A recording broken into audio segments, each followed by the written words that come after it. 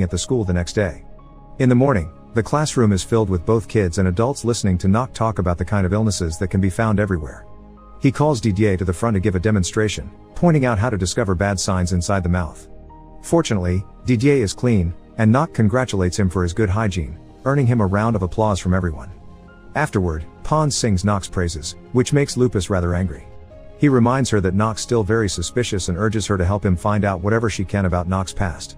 Sometime later, Nock visits La Cook's house for her second consultation.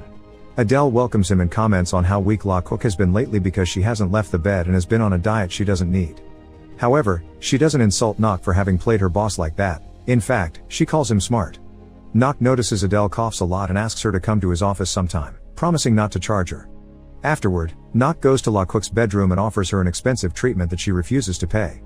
La Cook tries to convince him she's doing fine by doing some exercise, but that only makes her feel worse, causing her to give in and pay Nock whatever amount he asks for.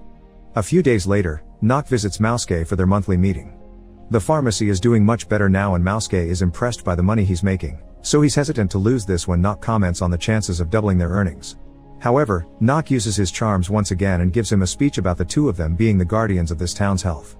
Later, Nock's visited by Pons, who manages to get him to visit her 4 times a week to check on her health. She may be flirting, but Nock plays along because of the money that will bring.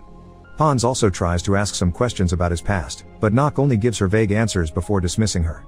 His next patient is Elizabeth, who is desperate to beat Pon and takes off her coat to show Nock she isn't wearing any clothes. Her efforts are in vain though. Nock turns her down and asks her to leave. The night of the town's annual party, Nock notices Adele arguing with her fiancé and leaving the building in a huff, unaware that a newly arrived stranger is also sneaking in through the window.